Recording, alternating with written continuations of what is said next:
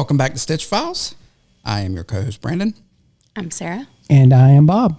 We appreciate you tuning in, and thanks for the kind comments. And today's episode, we're going to talk about a video that we did, months ago, about some frequently asked questions that we decided to turn into a podcast. So there is no video version of this. Well, there's one somewhere. Yeah, it does exist in the ether. It does. It's sitting in my laptop. Around in cyberspace. Yeah. So we're going to go through some frequently asked questions and questions we get from callers. Callers sound like a radio show. Well, it is. I mean, you and Sarah get all the Callers. questions. We get callers. Well, I mean, it's questions that people ask too at trade You ever had a shows. gentleman caller? Never. Or as I like to call him, a suitor. A gentleman suitor. I have several. Just questions we get asked, questions. You did a poll too, right? Did you, wasn't that how this all got originated? In the beginning? A poll. Submit a question? Questionnaire? Yeah, some of these Okay. are questions that have been asked Poll's not the right word. directly. No, yeah. That's what you dance on. I did until I hurt my hip. Well, I know. I hurt my hip. It's a former dancer. I twerked myself into out of existence. These are questions that we get almost from every caller, at least some of them. Very true. So we figured we would make them into a concise little list for you guys and put them all here. Yeah. And I want to thank John for being on last week's podcast. I don't know what that was. Might have been my chili. Last week's podcast, I think it was really good. It was. I got some good feedback from people that were excited to see that. And he'll probably be on another show in the near future. And the GPX show in Charlotte, let's do that now. You want to do before it I now? forget it. Yeah. Okay. That is October. 29th and 30th, Thank you. Just 2 days Yep. Friday and Saturday. at the Charlotte Convention Charlotte Center. Motor Speedway. Yeah. Well, no, they moved it. Oh, so it's at the convention It's center at the now? convention center now. Cool. Yeah. It is right next door, though, to the NASCAR museum. It's actually right across this. Well, no, it's not. It's a block down. It's one of my favorite museums, the NASCAR museum. Never been in it. Me either. The John Deere Museum is great, though. If you live in Randolph County, Yeah, it is suggest you good. check it out. Yeah. What about the machines we're taking? We're taking the two XL2 and the Pro 3, correct? Yeah, those two machines over Brandon's right shoulder. Those will be the star of the show. We'll be sewing caps on the XL, the little one, and I guess we'll do Alfonso's Tiger. Well, Benedart, what's his name? It was, Benicio. Benicio. is that right? Bellissimo. Bellissimo's right? Tiger. Yes, Billy, a.k.a. Billy. Billy. It's Billy, but Bellissimo? I think it is.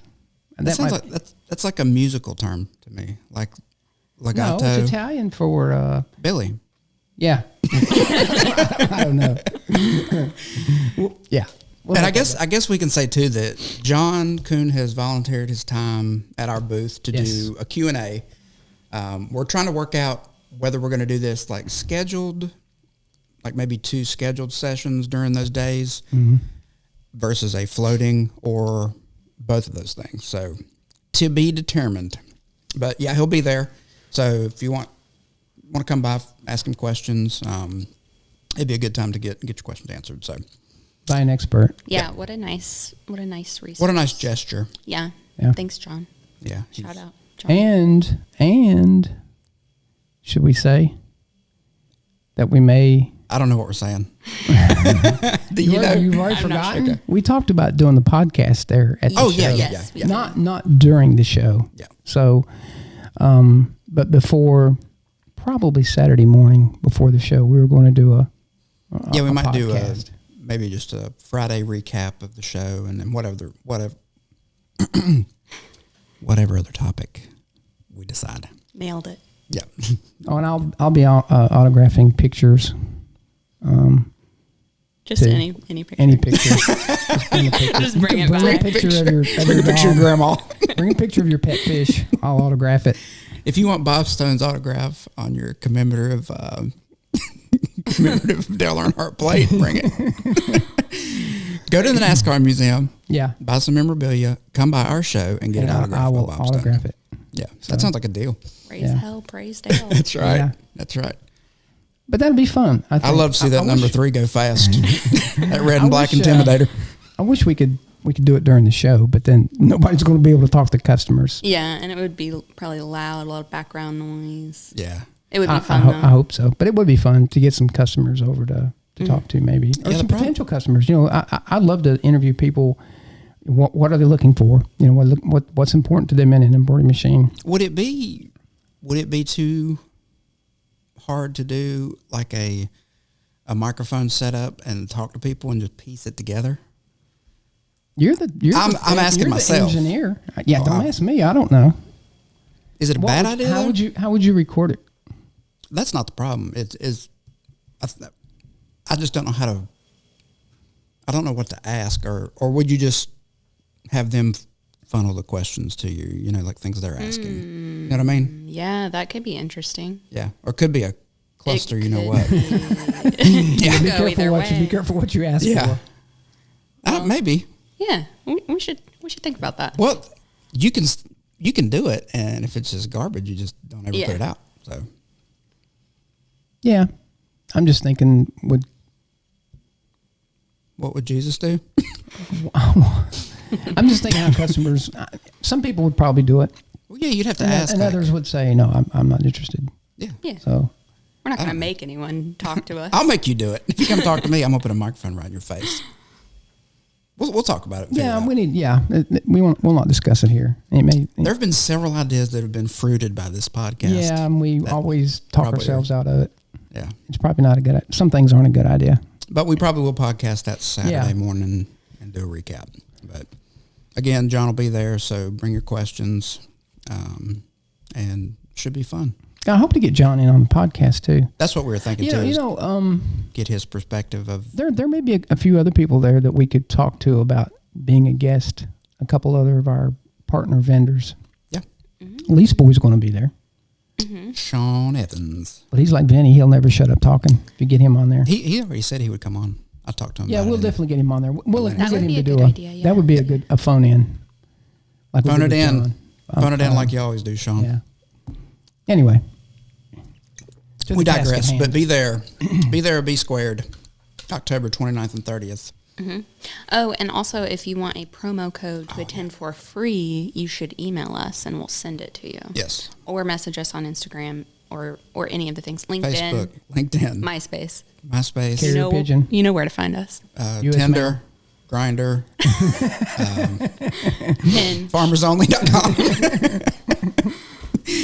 All right, moving in. Yeah, moving on. We need to get going. Frequently asked questions. So I was looking through this. We may have talked about some of these on the first episode, but I'm not 100% sure. No, we'll do a little recap of them anyway. I mean, and who knows when you're tuning in? Yeah, that's when you true. do watch this though, it will be live. It'll be up when you're hearing it. That's right. It'll be up. I'm glad you cleared that up because that's always confusing for me. I have a hard time with that. I don't ever know when they're coming out. Oh, and I would like to apologize for the video coming out later. For that. Okay, then. Forget it. We take that back. What were you apologizing for? I was going to say the video was a little bit later than the audio. It was like 2-3 days later, and it's only because I'm not going to take responsibility for it. I will blame Wyndham's poor internet. That's what I blame. Because the audio was up on time. Oh, you were out of town. You were trying to do it at a hotel. Travel. Oh, yeah, we were trying to do stuff like that at a hotel. You're wasting your time. Yeah, it got done. So apologies. Yeah, and it turned out really well. It did. It was good. Apologies, but no apologies. That's right. He took them back.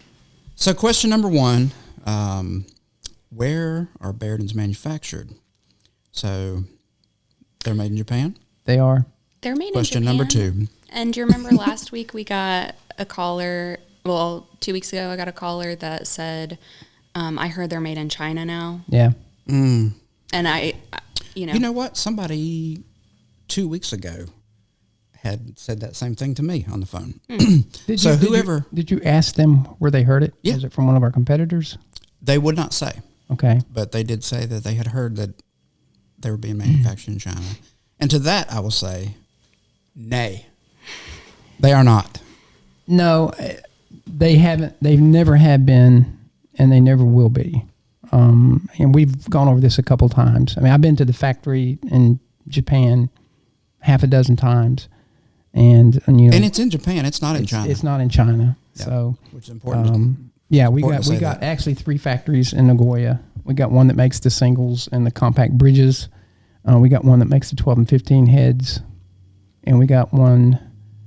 I think no, we have 2 factories.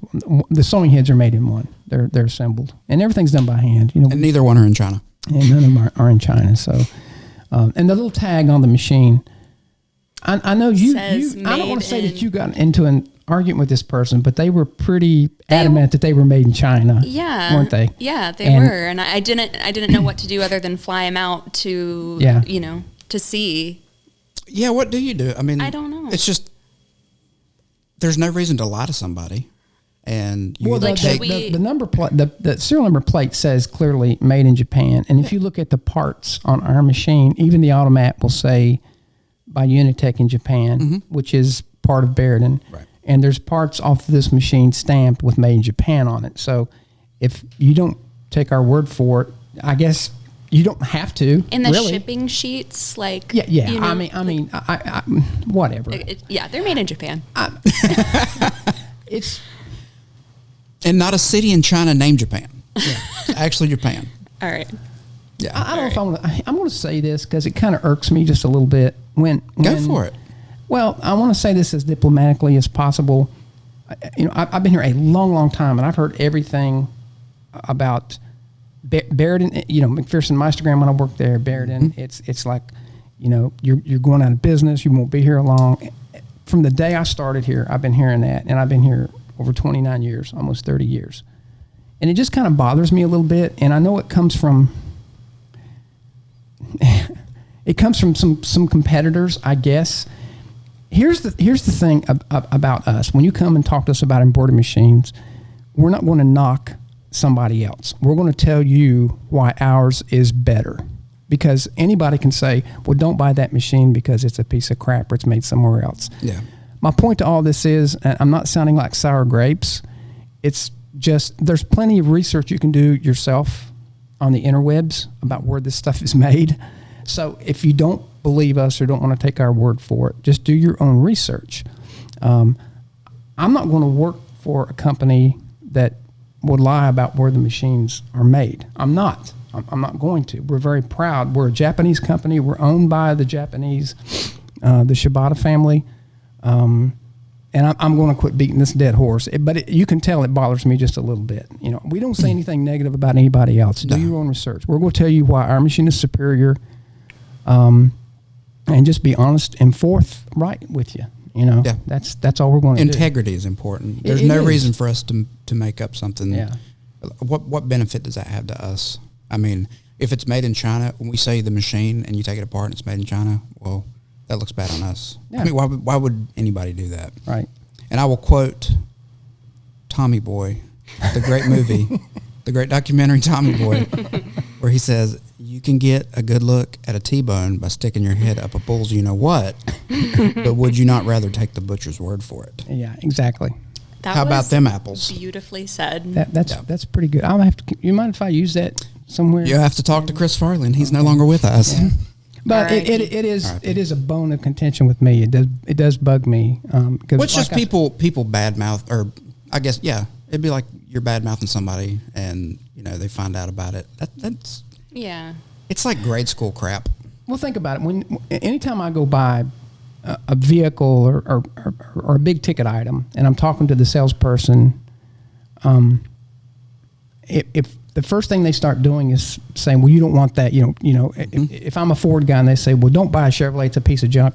Well, it's not. I know it's not. Right. And I don't want to hear that. Tell me why yours is better. Mm-hmm. And if you don't feel convicted or conviction in your heart that it is better, then maybe you shouldn't be working there. If you've got to tear the other company down, I just don't like those sales tactics and anything. When I hear a salesperson trying to sell me something and they do that, it just turns me off. I'm just like you have nothing good to say about your product? Right. I feel like they're threatened that by the other brand.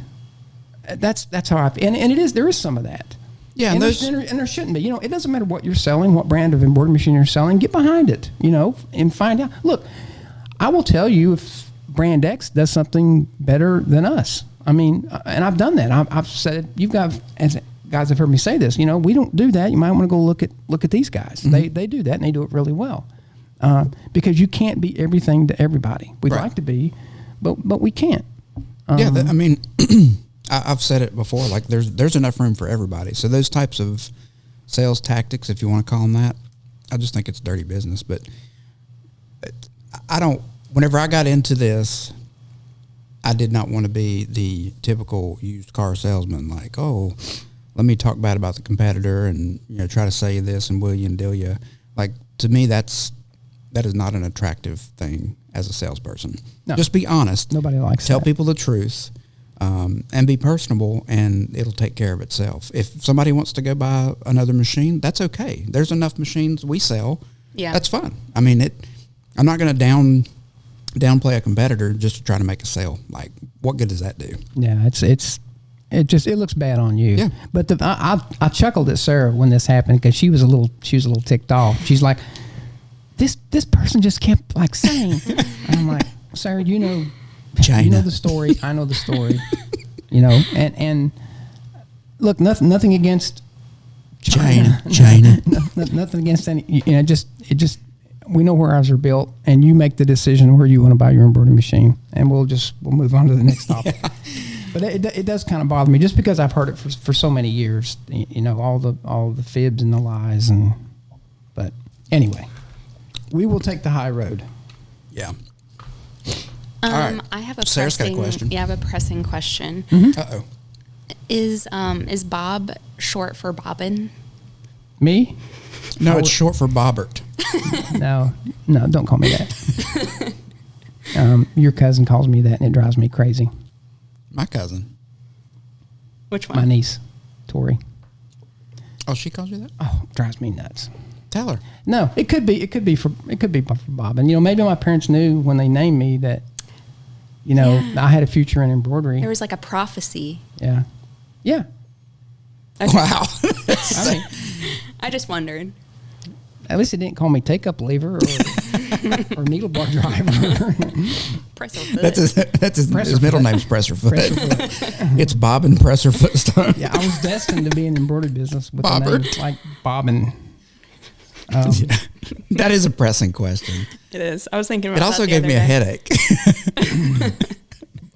Don't call me Bobbin. I know where this is going. Okay, I got this. Oh yeah, you want to talk to Bobbin Stone? The first person to come to the Charlotte show and calls Bobbin will receive a prize to be determined at the show. We'll give you a free hat. Yeah.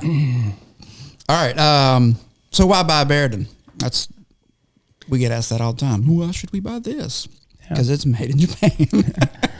I think the most important thing, and when you're looking at an embroidery machine from anybody, and I'll try to keep this as brief as possible, is the number one thing you want to look at is stitch quality. Look at what it's sewing. That's going to set you apart from everyone else. And trust me when I say this, not all embroidery machines sew equally. They don't.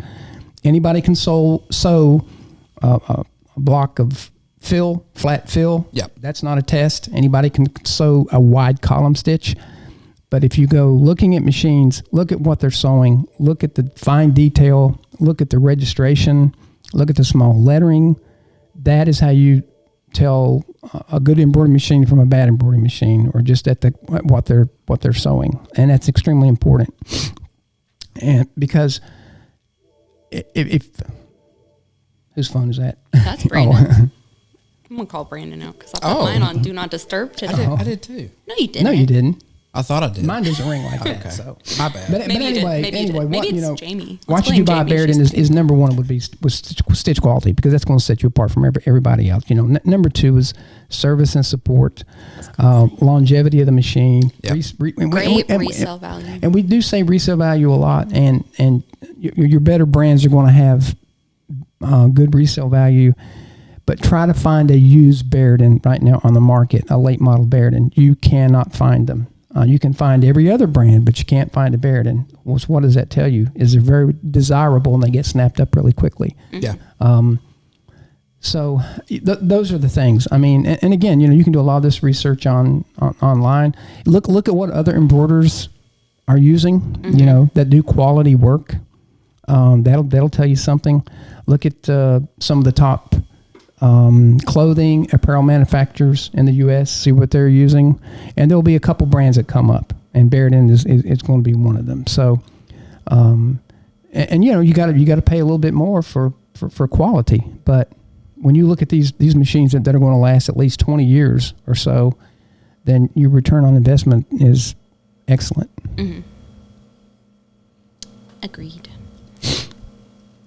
So, and which goes into what sets Barudan apart from the competition. Well, we just kind of covered that in a way. And we get calls quite a bit saying that they people bought a machine from another brand and they can't get it serviced. Yeah. Which is a bummer to hear, and I'm sure very frustrating. But I think that's one big thing that Barudan has is good tech support. Yeah. That and independent techs like working on those machines too, because they're easy to work on. And they can get parts for them. When techs are recommending a brand over another one, like maybe listen to that too. That's a good indicator.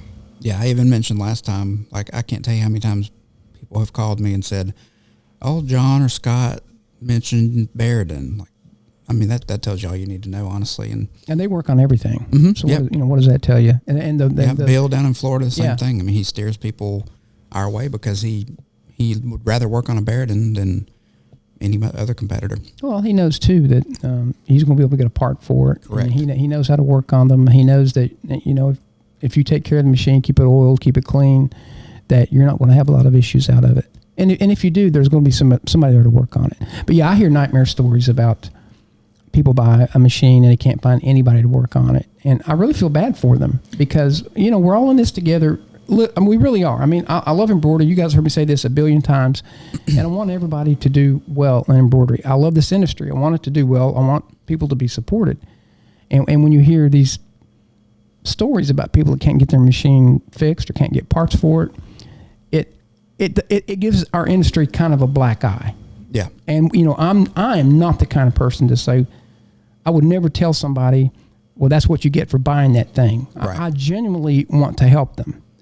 I can't. Maybe I can recommend somebody that works on their machine. But you just hate to see people, make a mistake. We've had people come to our shows and look at our machine. You find out they bought something else. And I always shake their hand. I tell them, look, I'm sorry we didn't get your business for whatever reason. And I wish you, and I sincerely mean this, I wish you the best. And if there's anything we can do in the future, please let us know. And I mean that. And I always say, just because we lost that customer, if they stay in business long enough, you're going to have another crack at them. And they'll finally figure out that if they bought a really inferior machine, that they're going to have to upgrade at some point. Yeah. And that's where hopefully that we were respectful, to them and we're nice to them, and they'll remember, maybe I should have listened to those guys over there. Mm. And we'll give them a call. And I can't tell you how many people that have just called and say, hey, look, I talked to you guys 4 or 5 years ago. I got this machine. I can't do caps. One thing that sets us apart, and anybody will tell you, we're known as the cap machine, period, above everything else. But they'll buy this machine. They'll say, I can't do caps on it. And we kind of knew that from the beginning, but let's put all that aside. How can we help you? Yeah, exactly. How can we get you into, don't burn any bridges. Yeah, you never want to do that. It just, I hate to lose a deal. I take it personally. I would never be mean to a customer, but it bugs me. I feel like they don't like me for whatever reason. Sometimes it's money. Sometimes they don't like you. Well, that's true, and I can give you a reason for not liking me, but I wasn't even saying you. I was saying in general. About me. Yeah. No, and I've had people who I've turned them off for whatever reason. I mean, you can't be everything to everybody, but I do take that stuff personally, and we do want to be a nice, people to work with. But when you lose a sale, it bugs you. I mean, that's how we get paid. That's how the company keeps going. And you wonder what could we have done differently. And it's like that, the Ford, Chevrolet, Dodge person. It's like, I like the look of the Ford better. And, maybe it's on the car analogy, it's probably not the best, but I've always been a Ford person. you started buying Rams trucks, and sure did. I got me one, and I'm like, I kind of like this a lot, you know. Yeah. And people get into Brand X, and maybe it's got flaws in it, but they'll say, you know what, I've always had it. I know how to run it, and I know this machine. How many times have we heard that? And I'm just going to stick with it, even though they know it won't do exactly what they want it to do. But that's okay. That's okay. I mean, everybody has a comfort level, something that they want to stick with just because they're comfortable with it. But if we can get them into a Barudan, we can change their mind. We can change your life. We'll change your life. No, but just blow your grandma out of the water. Yeah, so I've heard. That was funny. Yeah, the quick story.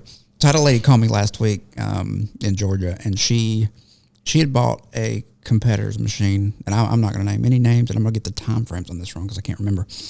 But she's only had this machine for, I want to say 6 weeks or so at the most, and it is already broken, and they have had her ship it back to a location for it to get worked on. And they keep sending her messages, oh, it's stitching fine, and sending her pictures of this. And she's like, well, if it's stitching fine, how come I don't have it back? She can't get them to return a call. She can't get any technician to call back. That is unacceptable, period. Yeah. And you don't want to hear stories like that. And hopefully, you know, my goal, I think all of our goal, is to make sure that, you know, if something is going wrong, we can get somebody there to help you. Just speaking back to the technical support aspect of things. Because, man, I would be... And she was threatening to drive to this location and kidnap her machine back. So, yeah, I couldn't believe it. I was like, wow. And just to not get answers about it, too. Like, you know, they have something that you paid a lot of money for, and you can't find anything out about it. That's crazy. Yeah, you just have to feel for that person. Yeah, because that's and I did. I was super apologetic, and I mean, I just expect her to get like a ransom note at some point. With like, well, the thing too is, you know, when we're not perfect, and every now and then a machine will have problems that we struggle with. You know, we have in the past, we have replaced machines. It doesn't happen very often, but every now and then, you know, we make a lemon. And anybody who says they don't, it's telling a lie. Yeah, it's going to happen. You can get a lemon in anything. But we have, at our cost, we have replaced that machine, no questions asked, when we just deemed that we could not fix it. We either told the customer, we'll give you your money back, a full refund, every nickel that you paid, or we'll replace the machine. And we've had to do that a few times in my time here. But it comes to me. It's my decision on what we should do. And if we've exhausted everything, and Earl tells me, you know what, this machine's got demons in it, we'll replace it. And I'm proud of the fact that we do the right thing. That, you know, that what you just said, I just can't imagine that happening.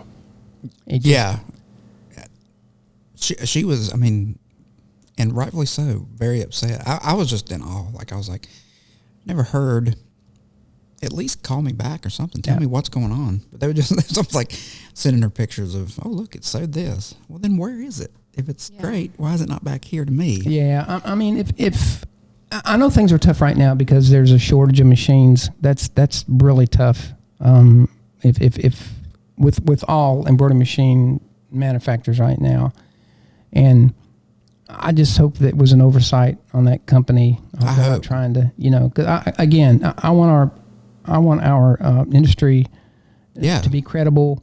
I want people across to be happy, the board, and I don't want to see people get out of embroidery. And I know people have gotten out of embroidery because they bought a machine that they just will not work. How many times have you gone into shops and they got Brand X pushed in the corner? Absolutely. Like, you know, I tried that embroidery stuff and it sucks. Yeah. And you see what they have, and it's like, well, there's a reason for that. Yeah. You know, you got to be very diplomatic about it. But that, you know, and I've said this a million times.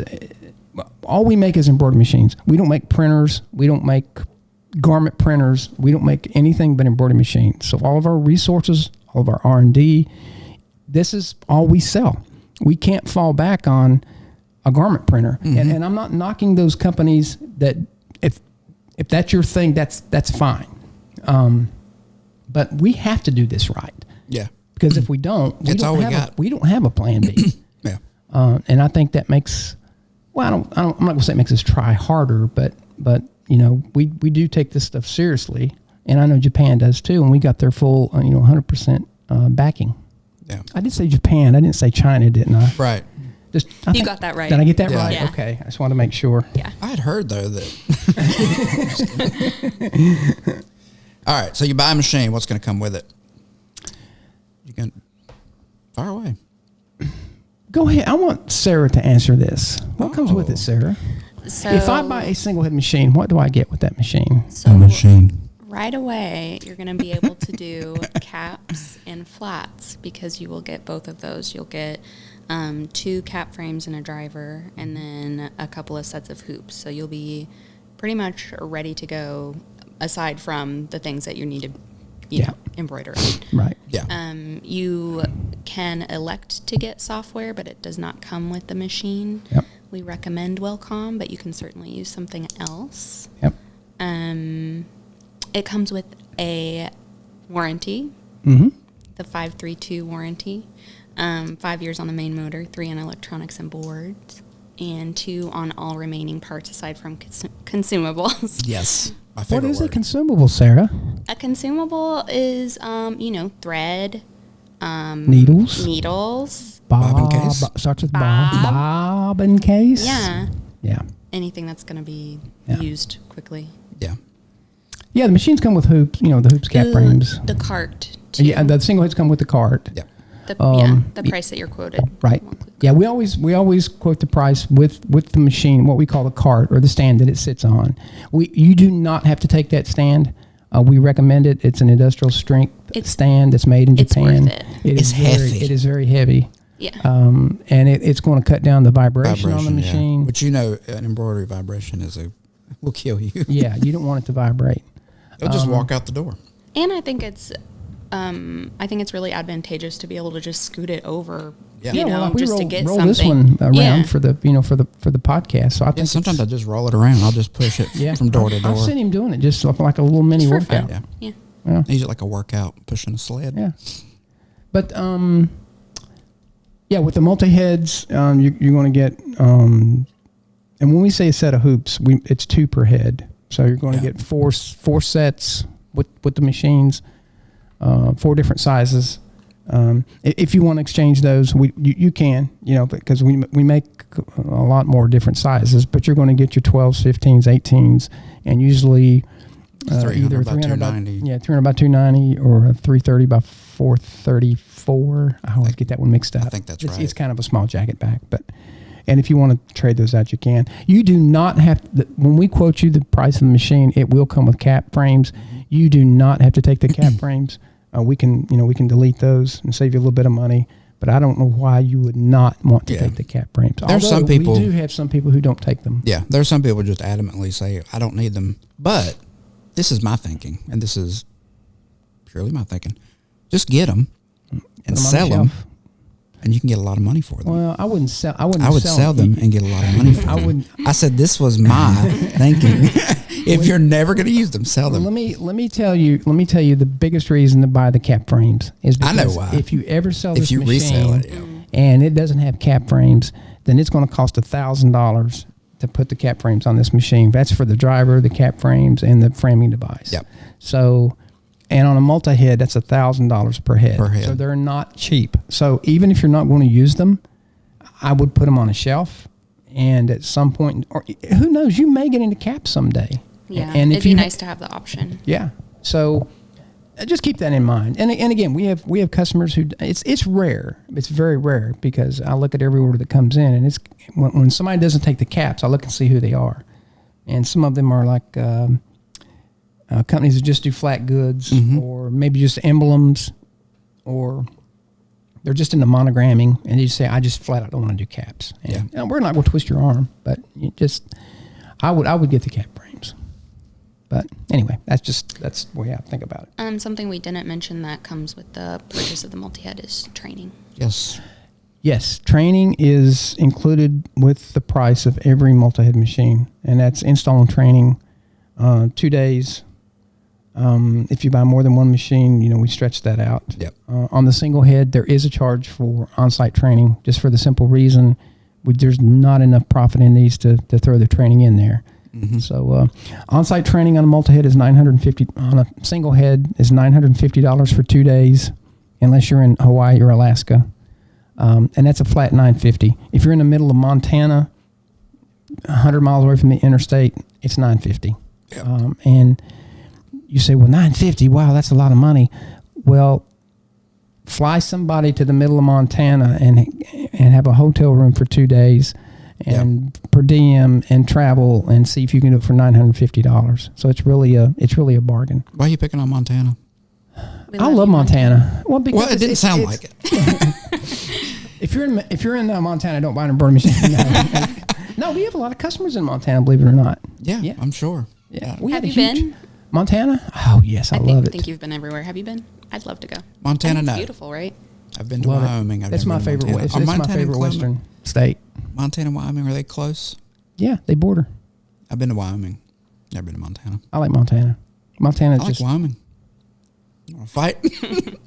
No, I've been to Casper, Wyoming. I've been to Laramie. I just been to the towns. But in Montana, Wyoming too. There's a lot of space between towns. That's why it costs more to get somebody there, right? It does. Well, we used to have a really big customer in. I can never think of it. Not in Bozeman, but it's east of Bozeman on 90, Billings, Montana. I love Billings, Montana. And I got caught there in a snowstorm one time. Couldn't get home. I don't know if I told you that or not. It's years ago. Okay. Anyway, they did a lot of stuff for Nike. They had a ton of Barudans. They had screen printing equipment, and they bought equipment every year. And I used to go out there and call on them once a year. They were a great customer, just really good friends. Unfortunately, they went out of business, which is really sad. But I jumped at the chance to go out there. It's just beautiful. Billings is an awesome little town. One of the best steak places downtown too. I know we're getting back on food. Shout out to Billy. Shout out Billings. I really Shout out like steak. Yeah. No, but that's Thomas Inn's territory, and he's sold a lot of machines out there this past year. So, yeah, I am definitely not picking on Montana. Honestly, if somebody said you had to move out west, that's where I would go. Montana. Except when it got winter, I'd go to Florida. Yeah, I was in Wyoming and it was cold. And it gets cold. Miserable. I don't do well in the cold. Or snow. I don't do well in snow. Well, they're both involved together. Yeah. I miss the snow. If we don't get a snow this year, I'm going to be a little sad. Well, according to the caterpillars, we're about to get dumped on. Are we? Yeah, they're all... It's supposed to be very cold. I don't know about the snowfall. Okay. I saw 2 caterpillars at Lowe's the other day buying snow shovels. What did I tell you? Yeah. I don't understand. I don't understand. You don't understand that? Caterpillars? Yeah, if you look at they're called woolly worms. Woolly worms. You never heard that? No. The color of their fur? They're red and black, right? Or orange and black. So if they're more black than orange, this means one thing. If they're... That's like some farmer's almanac kind of... Yes, hey, farmersonly.com. You can bet on it. Farmers only. You never heard about No. Okay. Yeah, I learn something new every episode. I think it's also a chestnut, I think. Bellissimo chestnut. Billy Chestnut. Is it a chestnut? Something you can open them up and the inside of them, how they're laid out, will tell you how the winter's going to be. I think maybe not chestnut. No, I think it's what is that? A Brazil nut? No. They have Brazil nuts in North Carolina. They do not. They don't grow here, do they? I don't know. I don't think they do. But anyway. Is it an look acorn? up no, it's not acorn. I can't remember. Anyway, Google it, y'all. Okay. You too. I will. Google worms. Be careful with that. Next question. Can they be networked to a computer? Absolutely. Yeah. Every one of our machines can be networked by LAN connection. So they're all LAN ready. We have something called StitchPhiles server, which will allow you to network one machine to the LAN network. And we have something called Workgroup 10, which will let you, and there's a cost for Workgroup 10, but it will allow you to network up to 10 Barudan machines. And then we have other tiers of networking that go, obviously they cost more, but we have one that you can network 50, one you can do 100. Yeah, we have full networking for these machines, and it's they are network ready. I mean, it's just a setting in the automat. You set up your little network. You can run them off a laptop or any kind of Windows PC, as long as it's 7 or newer, and send your designs over. You also have the ability to barcode them. You can either push designs from your PC to the machines. You can set them up like in a queue, like a printer almost, or you can say machine 1, 2, 3, 4, and you want to send different designs to each machine. You can send multiple designs, and they'll stay in the queue until you take them out of machine or take the machine out of drive. Or you can barcode a work order. You can even print a work order in Wilcom and use that as a work order and barcode the designs into the machine. Yep.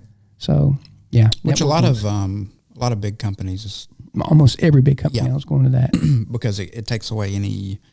Not to say that an operator is going to make an error, but it takes away that error because it's all whatever's on the work order is what's going to get scanned. Yeah. That's what's going to pull into the machine. So it eliminates a little fiddle factor there, I guess. Well, they don't download the wrong design, right? So that's the biggest thing. I think that's what I was trying to say. Yeah. And this CO1 we have that set up for network. So, it is that one, isn't it? Mm-hmm. It's network to Cleveland. Yeah. So we're thinking about doing a video on that because we have a lot of people that have a hard time conceptualizing networking, and I can understand. It is a abstract concept to grasp. So we may do a video. If you'd like to see that, let us know because we have the capabilities of doing that here. Yeah, it's hooked up on the network in Cleveland. Yep. So it wouldn't be really hard to do. Just the thing about doing it is getting the video to video it properly to where you could see the automat and show how it works. You let me worry about that. Okay. All right. That's how I have a hard time conceptualizing that. You do? Well, yes, I do. So another question. Probably because your brain's so smooth. Another question is, what type of files will the machine read? We have our own format, the Barudan format. It's called a U01 file, FDR. Franklin Delano Roosevelt. Or you can read a DST, which DSTs have been out there a long time. There's nothing wrong with the DST. The advantage to a U01 file or the Barudan format is you can save the color information to the file. You can actually color that design when it gets to the machine. And let me tell you how that works.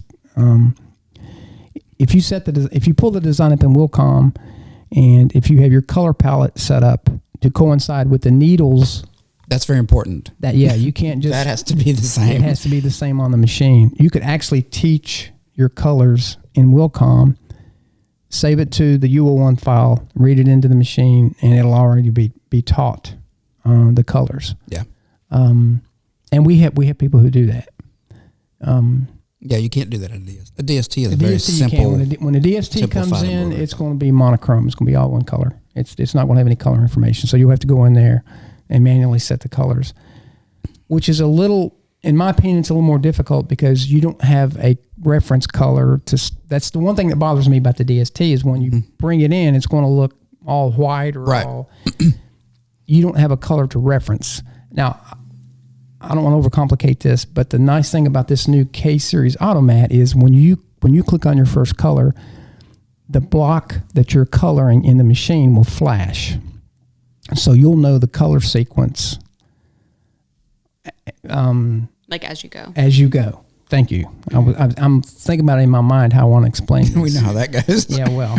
And I think that's a huge advantage. With a DST design, oftentimes I will go in, to me, and this is probably backwards, but I will go color that design randomly so I can see the blocks. Yeah. You see what I'm saying? Yeah. Instead, we kind of had to do that in Fort Worth. We did because it got... You can't see it. Well, and I'm talking about designs that have a lot of color changes, like Bellissimo's Tony the Tiger. Like that one. And you and I have that memorized. We could probably write down the colors, and we've done it so many times. Yeah, it is hard when you get into, like on that design specifically, like in like the mouth and stuff, when it's like it almost starts to blend together, so it's nice to be able to see those distinctions. It'll flash black, and when you color it, it'll take on that color, and then you move down to your next color. But that design has 27 or 28 color changes, doesn't it? Something like that, yeah. Or maybe 32. If you just have a 3-color left chest or 4 colors, of course, you can just go in there and color it. And Wilcom too.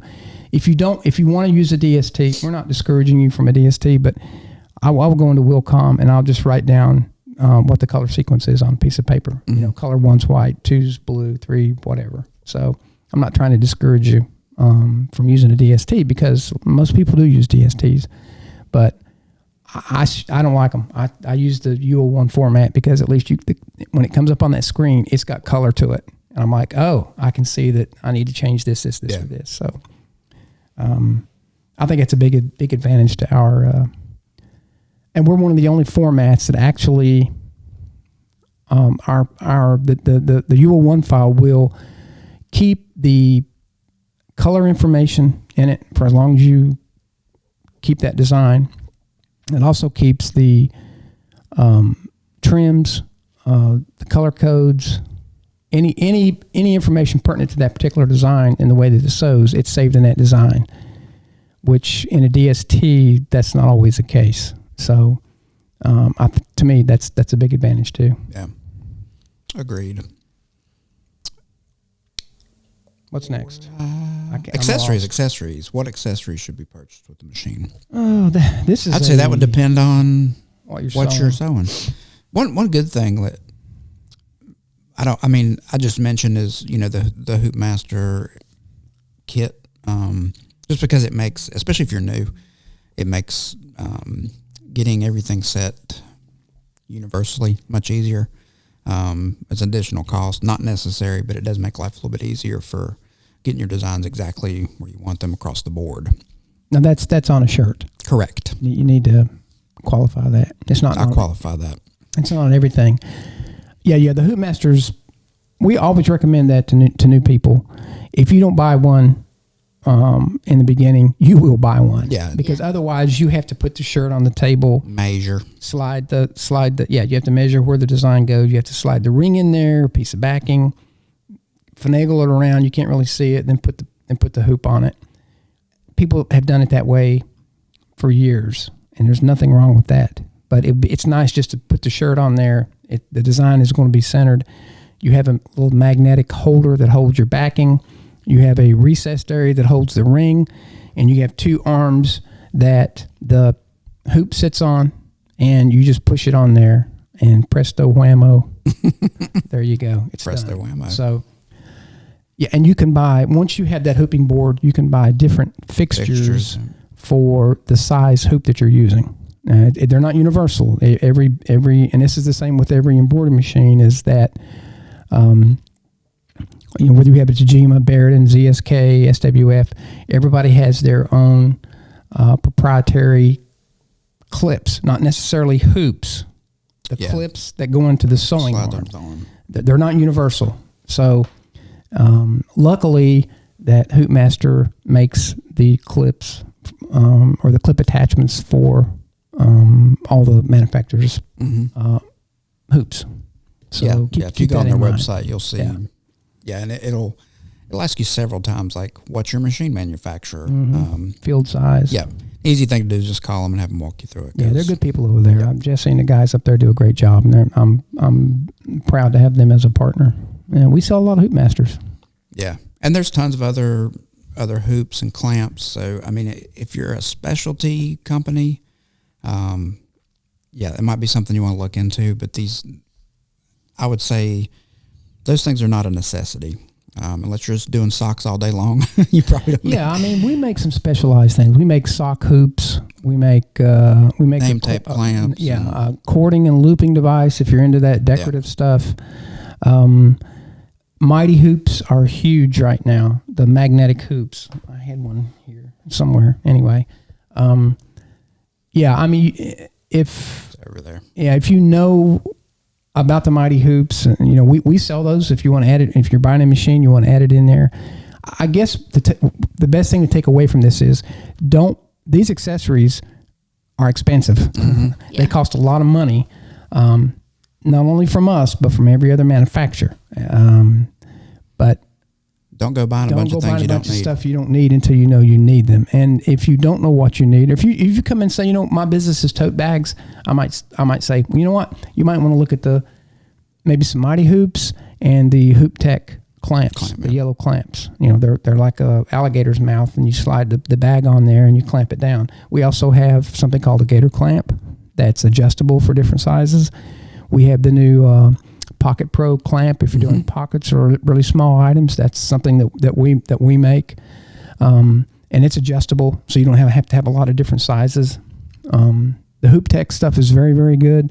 The only drawback to it is when you buy the chassis, you have to buy the different size windows. Yeah. But once you have them, and they make your life a whole lot easier, because there's some things that you just cannot hoop with a regular blue hoop. It's either too thick. Yeah. Or not the right size, or you just can't get it in there. So just, if you have any questions about that stuff and you're trying to hoop a difficult item, there's probably something out there that's going to work for you. Mm-hmm. It may not be ours, but, we'll tell you. We'll tell you. You can buy it. You can buy it through us, or you can buy it from the manufacturer. But all that stuff's made. Obviously, Barudan is one of the number one brands, or is the number one brand in my opinion. And so all these manufacturers make stuff for our machines, so you won't have a hard time finding an accessory. But yeah, there's tons of stuff out there, and it's it hasn't always been that way. When I first started, you had to kind of figure out ways to do stuff using clothespins, and people would make these homemade hooping devices or jigs for for their hoops to do stuff. But if you're doing emblems or name emblems, name patches, what am I trying to say? I thought I knew. Patch clamp, military name tapes, patch clamps. We have all that stuff that we make. And you can find those on Shop Barudan. You can. You can. It's a great time to plug shopbarudan.com. Yeah. There's also a frame finder function. Yes, now. there Thank is. you, Yes. Thaddeus. Thaddeus that is did so that. cool. Yeah. Yes. I've actually used that quite a few times in the last few weeks. Yeah, to help customers. Yeah. So if you're not sure. Yeah, because you used to have to kind of just funnel through all that stuff, Yeah. but now it is a streamlined process. So yeah. Shout out Thad. Shout out Thad. T-Bad. Is that right? Yeah. Thaddeus is going to be down here with us next week. Next week. He'll never be on the podcast though. He won't. No, he'll just judge us. Yeah. Yeah. It's fine. It's fine. Yeah, I asked him. I said, "You want to be on there?" He said, "No." No. He said, "No." That silence is important, y'all. I want you to understand. We love you, Thad. We won't edit that. Thad's my buddy. I give him a hard time, but we can't do without Thad. No, that is the best. Thad does not have a smooth brain. I will tell you that. He has, and the word that I said last time, convolutions, it is convolutions. I didn't disagree. Nobody disagreed with that. Somebody did. I think you were trying to make sure you said the right It was somebody that word. sits to the right of me at this table. Check the tape. You said I don't think that's the right word, but I looked it up. It is the right word. So Okay. the more convolutions or the more wrinkles you have in your brain, the smarter you are. And I'll bet you Thad's brain looks like a prune that's been in a bathtub for a week. Get a visual on that. Wouldn't a prune in a bathtub rehydrate It turned though? into a grape. What is it? No. Oh, a plum. A plum. It turned into a grape. If it were toxic Okay, a bathwater. raisin. Would a raisin plump up? Yes, I because think- they're dehydrated. Yeah. If you hydrate it? Yeah. Yes. Okay. The tangents that we get off on. Germany just called me. I don't know why. It was a German number. What do we got? Oh, how do I know which Barudan is right for me? That's an excellent question. I'm talking about me specifically. For you? All right. Try to sell him a machine. What are you sewing? I really love hats. I just like to Okay. make hats. What would you sell me? All of them. Great. All of them will do hats. That is very true. Yeah. But that question would depend on what your market is, I guess you would say. What's your client base? How much volume do you need to? Yeah, volume's the biggest thing, and obviously you're but now most people come and say I want a single head. They know they want a single or either a multi head. What else is there? Well, we make three different single heads. So, the most important thing I think is when it comes to a multi-head, it's how many heads do you want, right? And that's going and that's going to be based on, people don't know if they want a 4 or a 6. Most people come and say, I want a 4-head. I'm like, okay, why do you want a 4? Mm-hmm. And they'll say, well, I do this many pieces. And I'm like, well, have you looked at a 6-head machine? And let me tell you why. There's no reason to buy a 4 unless you don't have room for a 6. Yeah. And because as the machines get bigger, the cost per head goes down. So if you're looking at it from a cost per head perspective, and if you've got the room for it, then I would buy the Stretch 6. That's, to me, that's our number one selling multi-head machine. We sell more of those than anything. Number 2 would be the Small Field 6, which is the same size as a 4-head, but it has 2 extra heads and they're closer together. And our 4-head is a wide field. And the length of the 4-head and the 6 narrow are pretty much the same. Yeah, it's like 10 feet, 2 inches, 10 feet, 3 inches, something like that. 10 feet, 3 inches. So that. And not when you're getting into, why should I buy, a 4, a 6, another reason, an 8, or even a 12, it's all based on how many pieces are you doing? Mm-hmm. What's the size of the logo? There's several things that go into this formula, which is really important. Obviously, you don't want to buy an 8-head if you're just doing 6 pieces all the time. Just because you're going to have 2 heads that are going to be shut down and they're not making you any money. Yep. Now, on the single head side, we make 3 single heads. We make the CA2 that we call the XL, which is our smallest one. They all have 15 needles. They all have the same automat. They are all K-series machines. The biggest difference is between the CA2, the CB3, or the Pro 3, or the CO1. Number 1, physical size. Number 2 is the size of the sewing field. And that's very important. What size sewing field do you need? For example, the CA2 has a 10 by 15 inch sewing field, which is going to be good for all your left chest, your caps. And when I say caps, I'm talking about what am I trying to say? The wide cap frame, which will do from ear to ear. 270 degrees. 270 degrees, about 14 1/4 inches, something like that. It's going to do that. If you wanted to do a jacket backs, or if jacket backs are your thing, then the CA2 is probably not the machine for you. That's why you want to move up probably to the CB3, the Pro 3, which is right next to Sarah there. That is our most popular single head machine because you're going to get a 15 by 17 inch sewing field. The machine is a little heavier, which cuts down on vibration.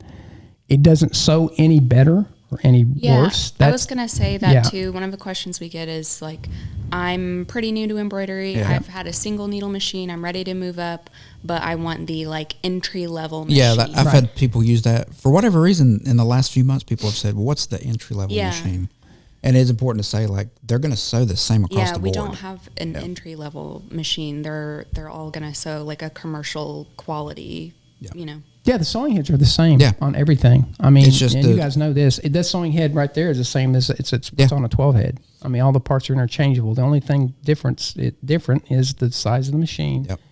The multi-heads get the 10.4 inch automat on the K series, and these get the 8.4, 8.2. Yeah, 8.4. 8.4. That's really the only difference. The icons are the same. The operating system is the same. It's how big a machine that you need, the size that you need. For most people, honestly, the CA2 is really going to work for them. I've owned 2 of those, and they're excellent little machines. They're very compact. If somebody travels, and we have customers that travel with them. We've had them that put them in RVs, put them in trailers, go to fairs, go to horse shows, and things like that. That little machine doesn't take up much space, and you're going to get the same quality for it that you're going to get from any other Barudan machine. So just keep that in mind. And I think some of our competitors do have an entry-level machine where they'll do 6, 8 needles or whatever. Yeah, I got a question about a 6 needle today. Yeah, and some of these machines, and I'm not knocking anybody, but some of them are plasticky. You know what I'm talking about? They have a plastic frame, and that's not a commercial embroidery machine. No. And, I want to also add that we have a ton of these CA2s in commercial locations that have hundreds of machines. Oh, yeah. So it's not, just because it's smaller, don't think it's, and it's less expensive, don't think it's cheaper. The parts are cheaper because they're not. It's just smaller footprint, smaller field size. And you know, we probably wouldn't even sell that machine if it weren't. It is a few thousand less than the CB3, and somebody who just doesn't want to swing 17.5 for the CB3, you know, they're looking at about 15 for this one, and for some people that's quite a bit of money, and there's nothing wrong with that machine at all. No. As a matter of fact, we sew caps on it at shows all the time. And when I want to sew a cap, that's usually my go-to machine. And just because it's got the cap driver on it, it doesn't sew it any better. But and you can see it sewing caps in Charlotte on that very machine. You can, on that little machine. No. That one right there, that exact machine. So, and then we have the CO1, which it has the 17 by 18 inch sewing field. So if you really need that big sewing field, like you're doing split front baseball jerseys, jackets, jacket backs, things like that. Or if you're sewing a lot of flat goods, we got it set up with the tabletop up right here. And it is built on the bridge frame, the same type of frame that's on the multi-heads. We don't sell many of those. That's a $21,000 machine. But there are some people who just absolutely love it. That's what they want. And most people don't need it. I don't want to kill any interest for it, but and you're not going to put that in your house. It weighs about 750 pounds, so that's not going to. Even though it will fit through a 32-inch doorway, you're not going to put that in your bedroom. You can also do smaller designs on it as well. Oh yeah. But you would get it because you have the need for a large design. Yeah, we have a few. Williams Sonoma buys these machines. They got a big place, distribution center in Tennessee, and that's all they buy. And I don't know why. They could have bought the Pro 3, but they just like the CO1. And they sew small logos. But to each their own. Yeah, that's a difference in the 3 single head machines. So yeah, if you call us and we're going to qualify you, ask you what you're going to be doing, maybe what you may do in the future. I've heard people say, well, I'll never do jacket backs. Well, what if somebody comes to your shop and says, hey, I want these 2 jacket backs done? Are you going to turn them away?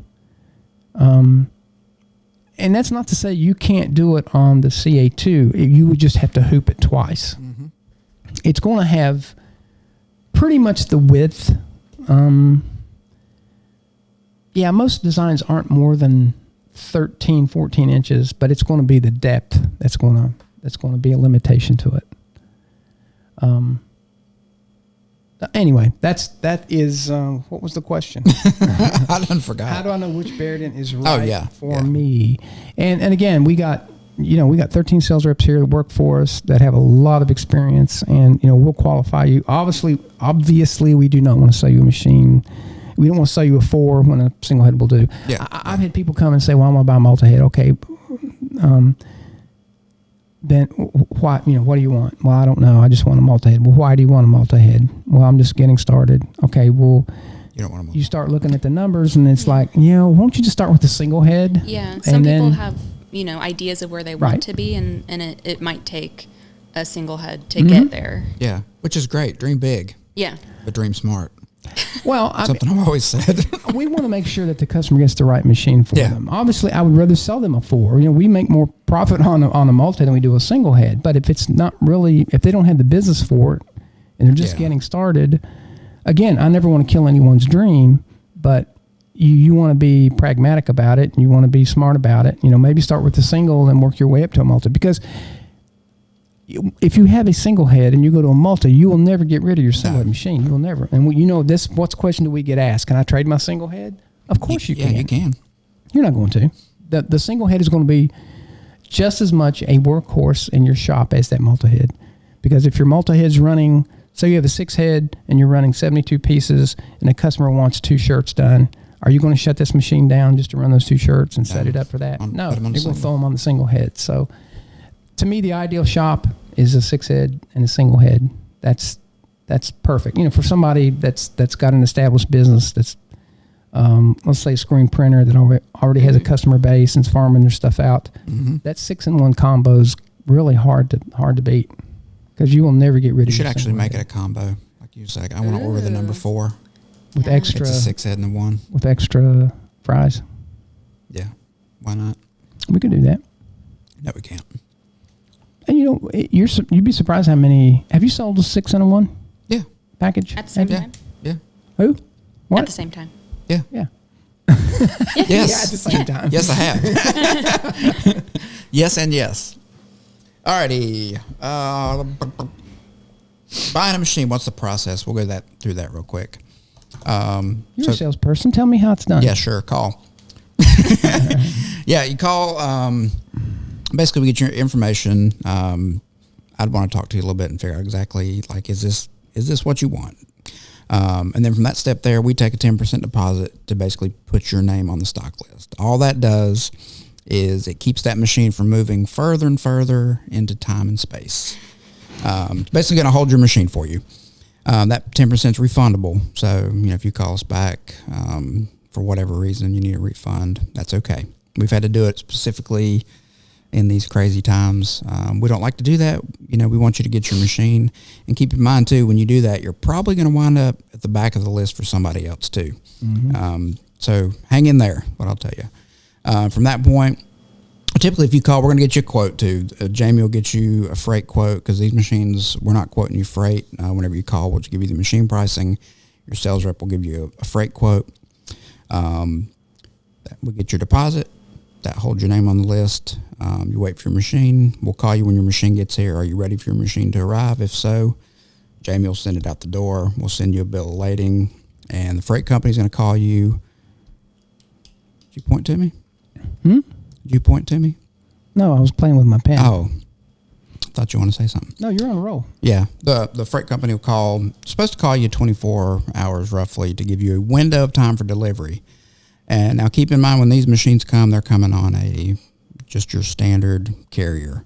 So they are not going to... Common carrier. Yes. They're not going to unload a single head machine for you. On the smaller XL2 Pro 3, they can put those on a lift gate and get them to the ground. Anything above that... They can do a seal one. Yeah. You'll need to get that machine off of the truck. If that is a forklift, rollback truck, we can arrange that stuff for you. Call...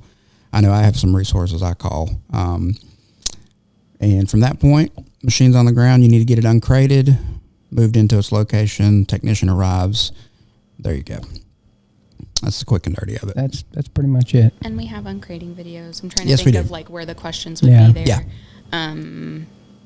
Those uncrating videos are pretty good. We did one on the single heads, and we did one on the. We just did a 6-head back this summer, and we've gotten a lot of good positive feedback from that.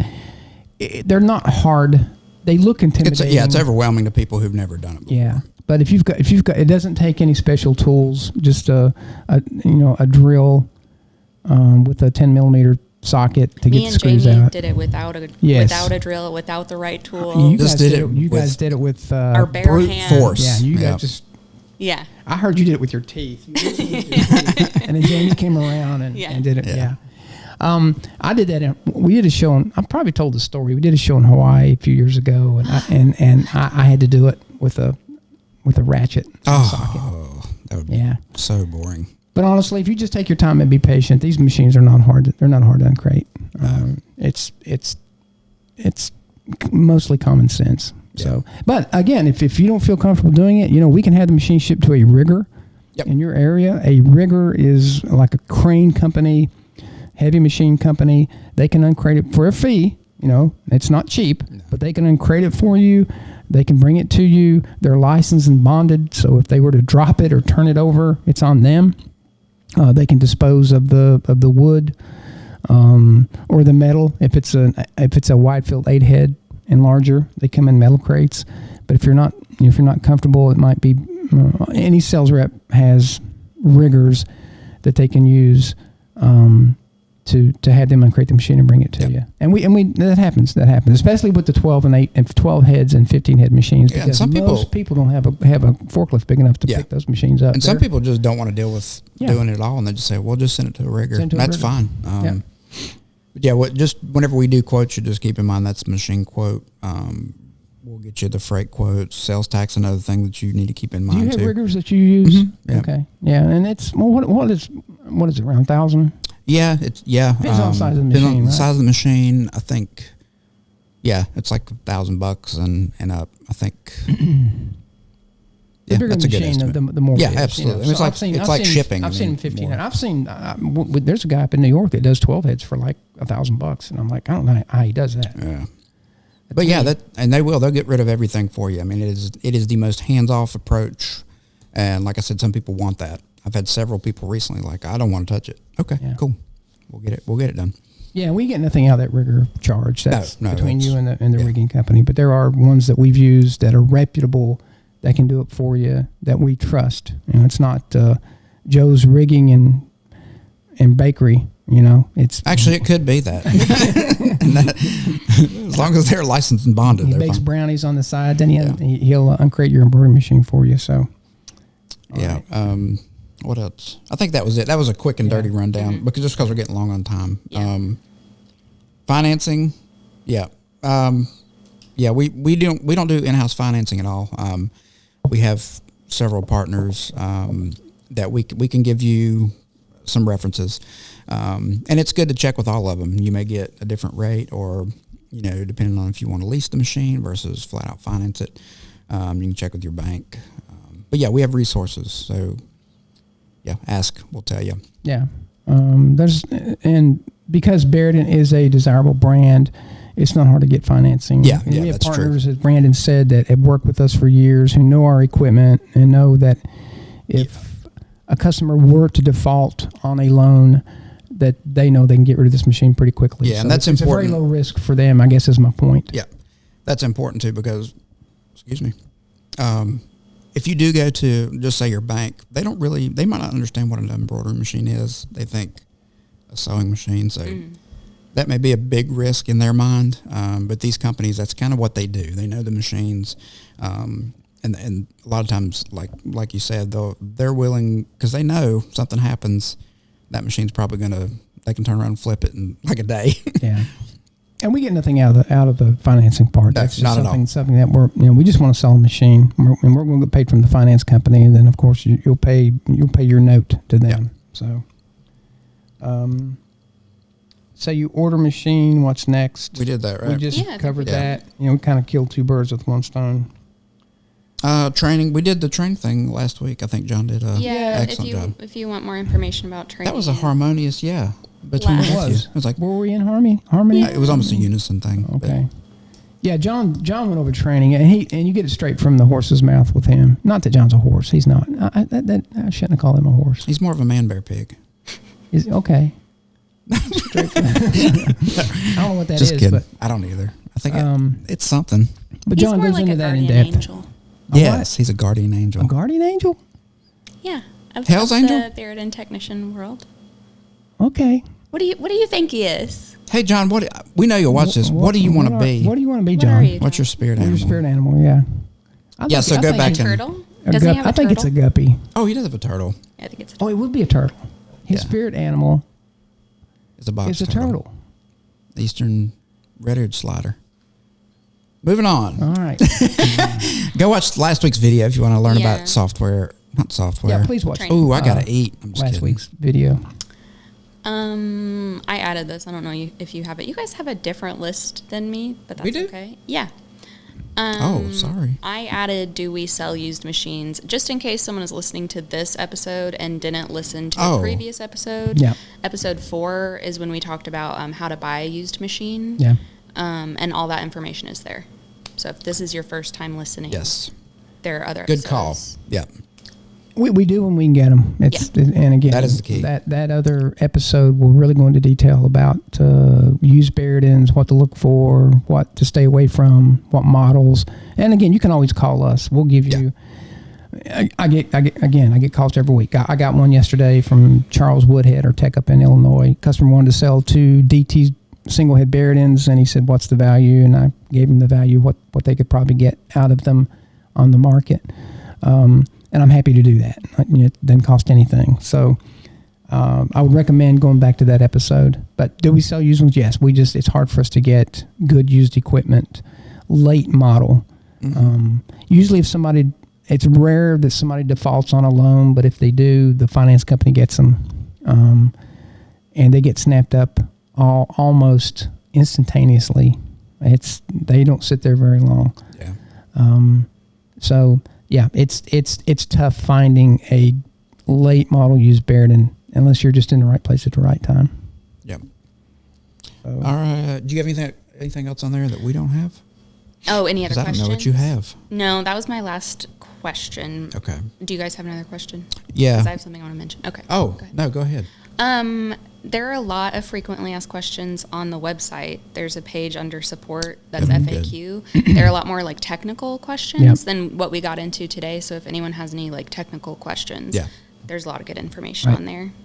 I just wanted to mention that. Yeah. Very good point. A lot about like bobbin tension and you know, all kinds of things, error messages. Yeah. Yeah. Good resource. Yeah. One I also used often, the FAQ. Yeah. Yeah. All right, let's go over the new pricing. Yeah, I'm going to give you a little bit of bad news here. It's okay. We recently, October 1st, we had a price increase of about 4% across the board, and we had a price increase in March of this year too. Yep. And it's all due to shipping. Shipping machines from Japan, ocean freight has gone up about 125%. The price of containers has gone up. It has quadrupled in price. And material costs has gone up. And material costs have gone up. So we try our best. You know, prior to March, we had not had a price increase in 5 years. I went back and looked. We had the same prices for 5 years. But the price of materials, electronics, everything has gone up. So we had to have an across the board 4% price increase. So I don't think that's too much. You got to look at what you're getting. You know, the company you're working with.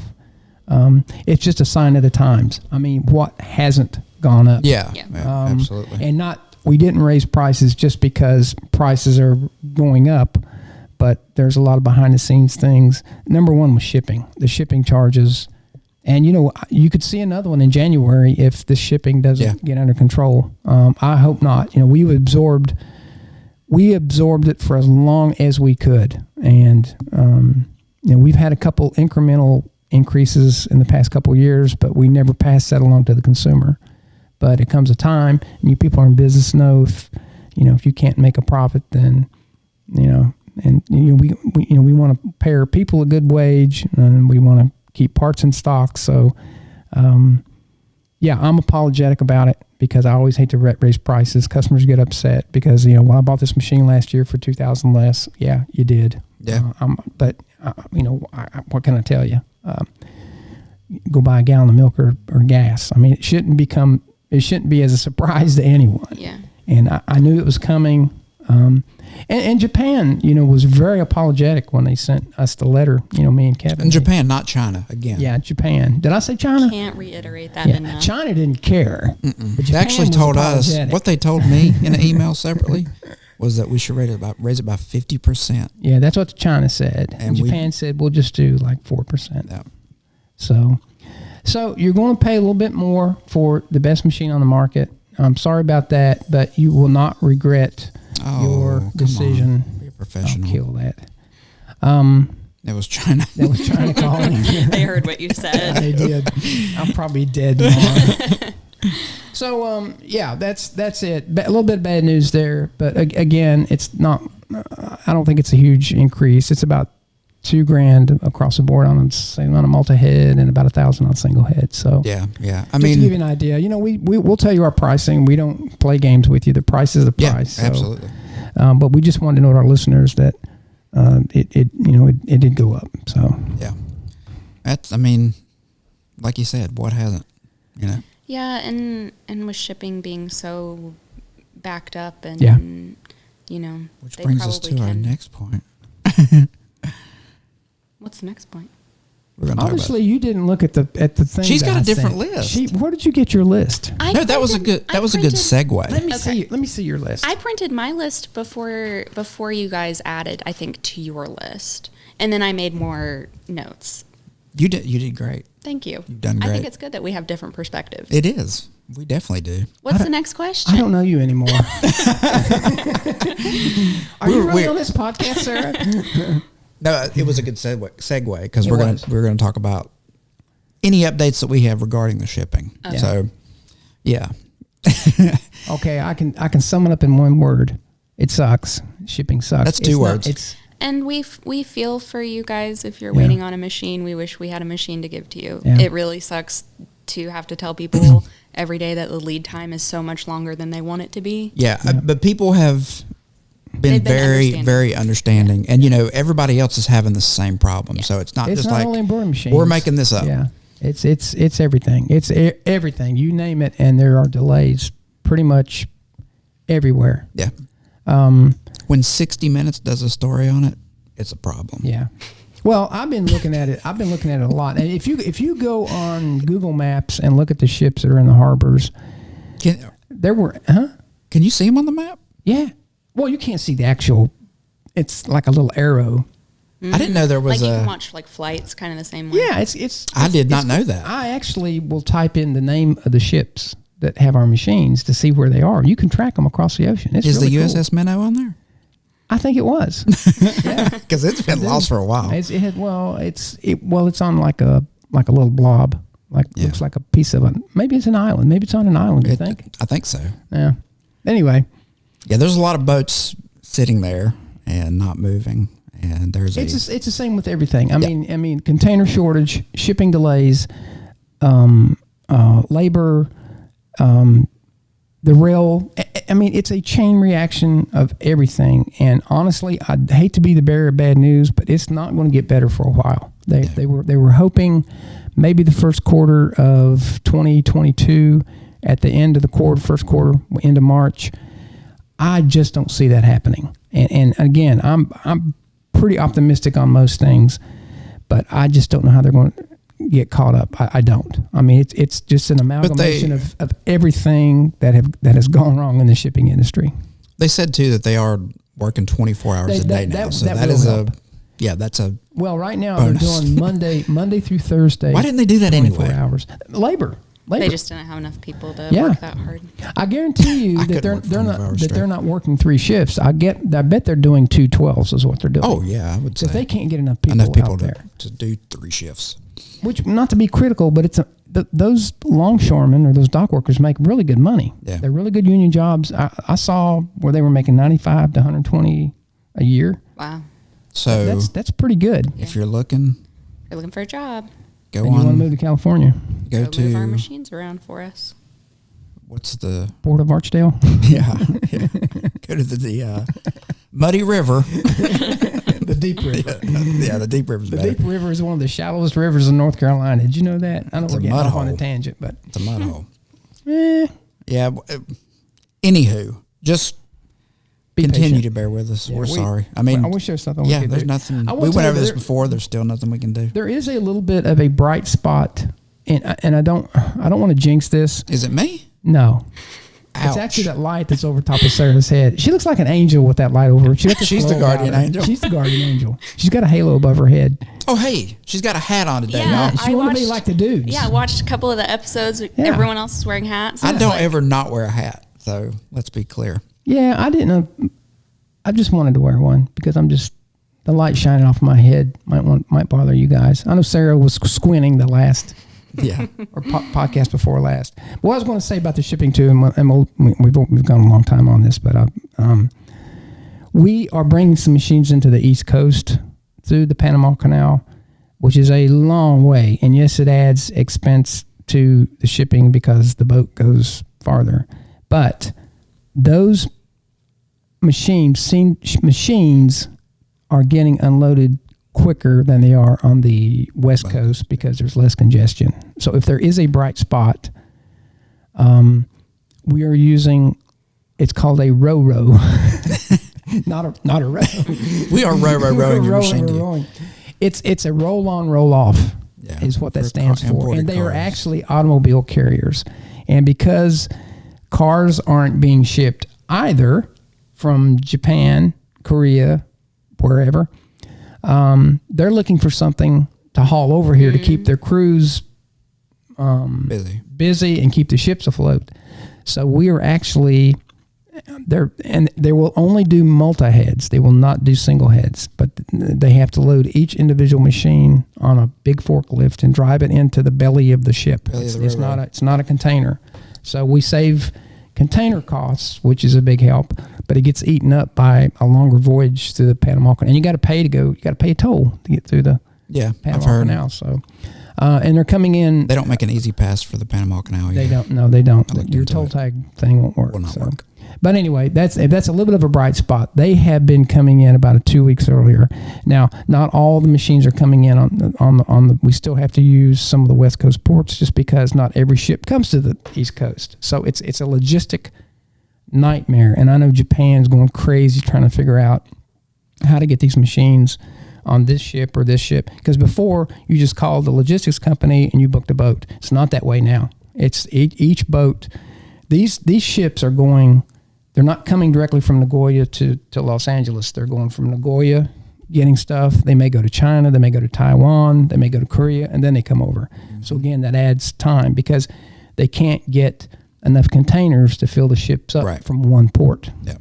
Another thing I read too is anytime China if a boat is going into China or containers are going in or coming out, if they have a COVID, say somebody on the dock gets COVID, they'll shut that whole section down, and everything's shut down. The ship's sitting there.